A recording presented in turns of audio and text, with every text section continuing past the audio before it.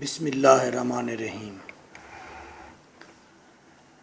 Bacon essays from the paper prose. Prose کا مطلب نثر ہوتا ہے.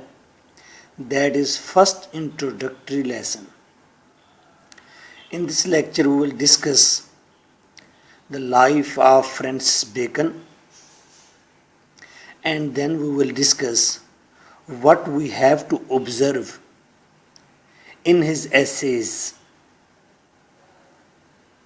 Unpopular Acute Academy of English Literature میں آپ سب کا خیر مقدم ہے. ہمارا فون نمبر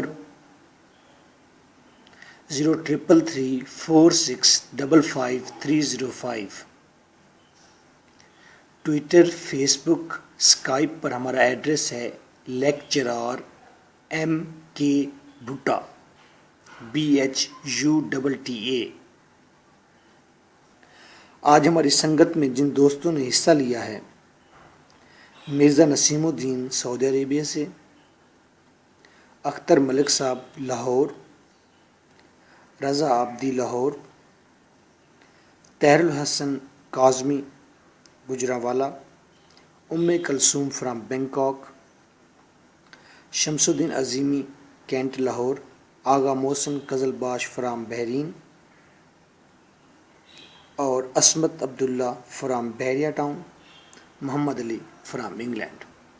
آپ تمام لوگوں کو خوش آمدید. Sir Francis Bacon was the figure between 1561 to 1626. Sir Francis Bacon 1561 میں پیدا ہوا and he died in 1626. This is 16th and 17th century.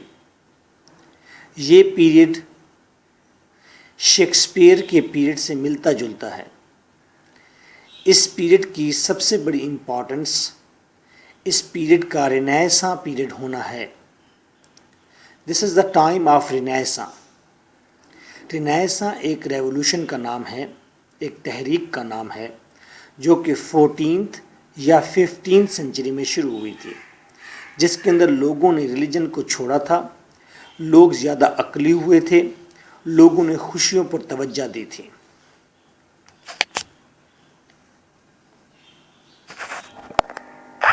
Us period کے اندر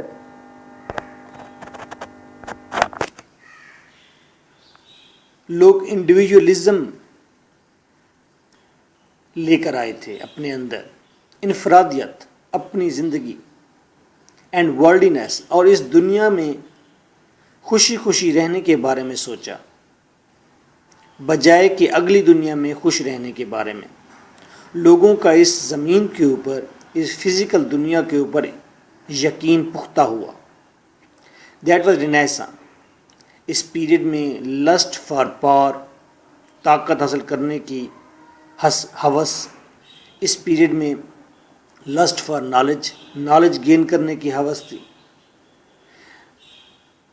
at the same time lust for pelf, money کو gather کرنے کی ہوس موجود تھی. تو there was revival, rebirth of something. تو ہم کہہ سکتے ہیں کہ sir Francis Bacon is the part of renaissance. تو ہم سب سے بڑی بات یہ دیکھتے ہیں، جو چیزیں رینیساں کی کوالٹی بنتی ہیں، رینیساں میں موجود ہیں، وہیں چیزیں ہمیں سر فرانسس بیکن کے ایسیز کے اندر ریفلیکٹ کرتی ہوئی نظر آتی ہیں. Sir Francis Bacon. Now we will purely discuss about the biography of Sir Francis Bacon. England میں پیدا ہوا، انگلش ہے. یارک ہاؤس، دا اسٹرینڈ، لنڈن، انگلینڈ. یہ کمپلیٹ ایڈریس ہے. شادی کی ہے شادی، پھر اس کے خلاف بھی لکھا ہے. ایلس سے شادی کی، ایلس سے. فیملی کنیکشن اگر دیکھے جائیں تو سارے کے ساری رائل فیملی سے اس کے کنیکشن جا کے بنتے ہیں. اس کے فادر کا نام سر نیکولس بیکن تھا. وہ lord keeper of the seal تھا، یعنی کہ ایک اچھے عہدے پر تھا. کورٹ کے، کوئین کے پاس کورٹ میں ایک اچھے عہدے پر تھا. اس کی مادر کا نام این کوک ہے، بہت انٹلیکچوئل تھی. اور وہ سر اینتھنی کوک کی بیٹی تھی. Anthony Cooke he was also the part of royal family. Anne Cooke وہ سسٹر ان لا بھی ہے سر ولیم سیسل کی, وہ بھی لارڈ تھا کہ ایک بڑے عہدے پر تھا. مین کہ ہم نے یہ ڈٹرمائن کر لیا سر فرانسس بیکن کا تعلق بیروکریٹس سے تھا, اس کی فیملی کنیکشن ساری بیروکریٹس سے بھری ہوئی ہے. His father died when he was 18. 18 سال کی عمر میں فادر کی ڈیتھ ہوئی, تو ینگیسٹ ہونے کے ناطے اس کو وراثت میں کچھ نہیں ملا, تو پینی لیس تھا, اور یہیں پینی لیس ہونا اس کے لیے بڑا اچھا مقدس ثابت ہوا. اس نے اس کے ذہن کو تراشا اور اس نے بڑا اچھا لکھا. ایجوکیشن اس نے زیادہ تر گھر پر ہی حاصل کی, 12 سال تک تو گھر پر رہا, پھر ٹرینٹی کالج کیمبرج, اور پھر آخر میں گریز ان لنڈن میں اسٹڈی حاصل کی. اپنے ٹیوٹرز کے بارے میں اس کا خیال یہ ہے کہ مین آف شارپ وٹس, بڑے شارپ ذہن کے لوگ تھے میرے استاد, لیکن وہ سارے کے سارے ایک ڈبے میں بند تھے کچھ چند آتھرز کے ساتھ, 5-6 آتھرز کے ساتھ ایک ڈبے میں بند تھے. یعنی کہ ان کا نالج محدود تھا 4-5-6 آتھرز تک, جس میں ایک ارسٹوٹل بھی تھا, اور ارسٹوٹل ان کا ڈکٹیٹر تھا. مین کہ اس کو فالو کرتے تھے اور ہر بات ارسٹوٹل کی ہی کنسیڈر کرتے تھے, اسی کو وے کرتے تھے, ارسٹوٹل نے یہ کہا ہے. یہی وجہ بنی بعد میں کہ بیکن نے ارسٹوٹلین کنسیپٹ کو ریجیکٹ کیا تھا, اور سکولسٹک جو ایک ترتیب سے خیالات تھیریز آ رہے تھے ان کو بھی ریجیکٹ کیا, اور اس نے نیو رینیسا ہیومنزم کی بنیاد رکھی. You can say that. Religion کے حوالے سے دیکھا جائے تو ہی واز پروٹیسٹنٹ. کیریئر دیکھا جائے تو لائر رہا ہے, اسٹیٹ مین رہا ہے, مین کے گورنمنٹ کی بڑی بڑی پوسٹس پر رہا ہے. ہی واز آلسو سائنٹسٹ, اور اس کی جب ڈیتھ ہوئی اس وقت بھی وہ پجن پر کوئی ایکسپیریمنٹ کر رہا تھا, سردی لگی, نمونیا ہوا, جس کی وجہ سے ڈیتھ ہوئی تھی فرانسس بیکن کی. ہسٹورین بھی ہے, اور اس کو کہتے ہیں یہ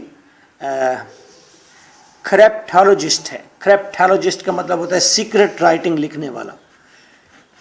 یہ اسٹیٹ کی کوئین کی سیکرٹ رائٹنگ, جو سیکرٹ لیٹرز تھے, وہ بھی سر فرانسس بیکن لکھتا تھا.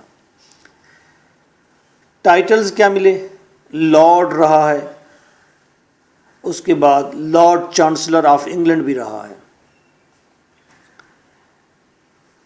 ان 1621 میں دیکھیں, 1621 میں اس کو وسکاؤنٹ سینٹ البانس کا لارڈ بنایا گیا اسے.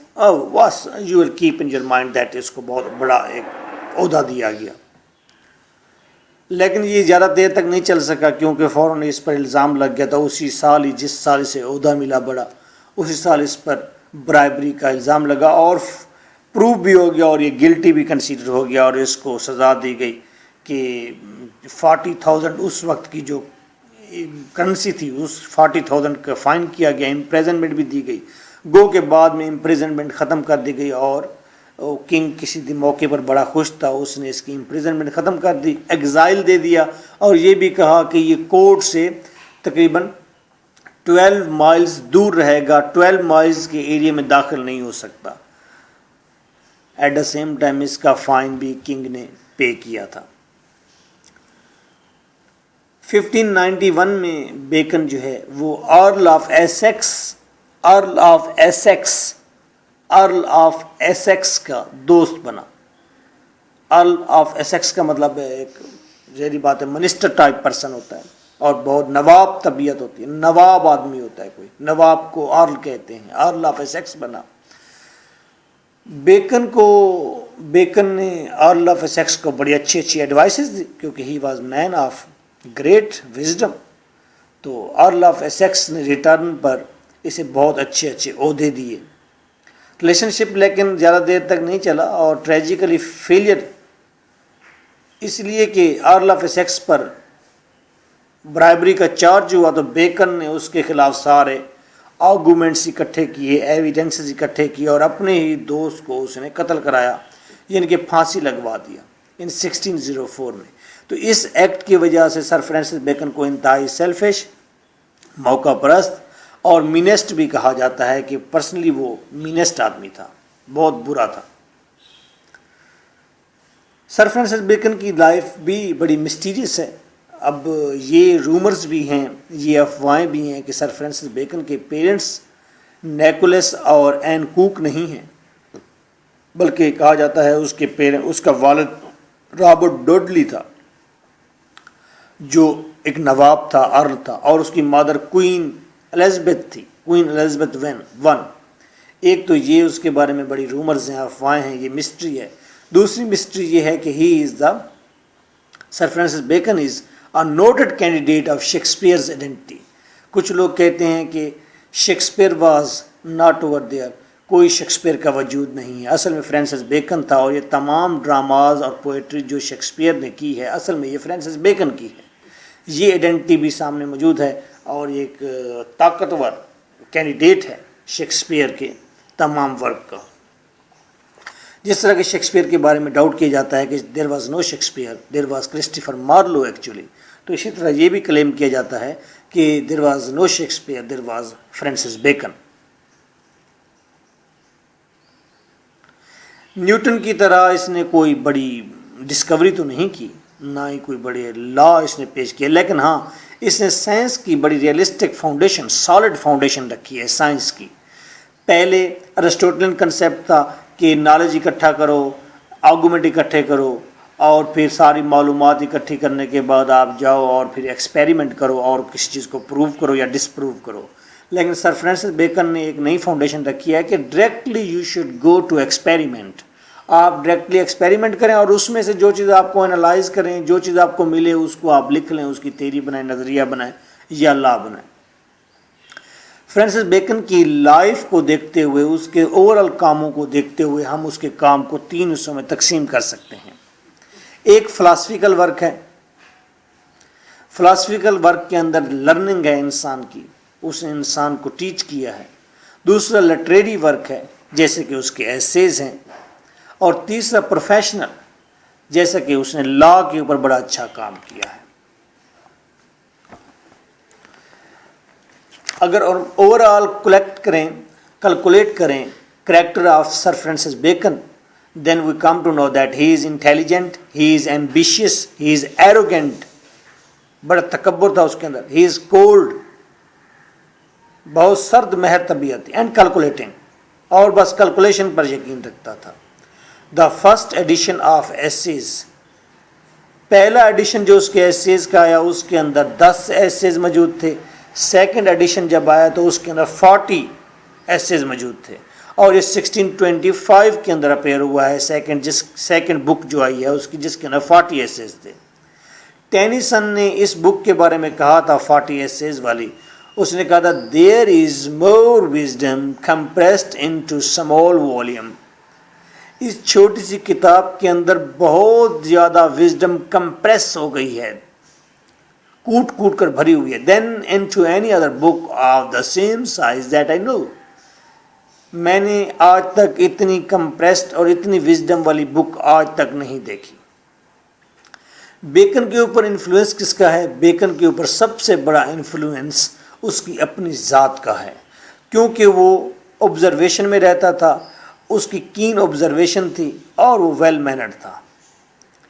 اس نے ساری زندگی ہیومن کنڈکٹ کو ایڈووکیٹ کیا ہے، اس کا جو عقیدہ ہے، جو عقیدہ اس نے ڈاکٹرائن اس نے لانچ کیا ہے وہ ہے ہیومن کنڈکٹ، کہ انسان کو کیلکولیٹنگ ہونا چاہیے، انسان کو خوشیاں گیدر کرنی چاہیے، انسان کو پلان کرنا چاہیے، اور انسان کو اگر انسان ایک شارپ وزڈم رکھتا ہے تو اسے دوسروں کی برائیوں کے ساتھ اپنے آپ کو بفلڈ نہیں کرنا چاہیے، بفلڈ نہیں کرنا چاہیے، مین کہ دوسرے لوگ اگر برے ہیں اور آپ کے پاس اگر وزڈم ہے تو آپ ان کی برائیوں کے ساتھ ٹکرا نہ جائیں، ان کے ساتھ پزل نہ ہو جائیں، ان کے ساتھ آپ لڑ نہ جائیں، بلکہ ان کی برائیوں کو اپنے بینیفٹ اور اسٹیٹ کے بینیفٹ کے لیے استعمال کریں۔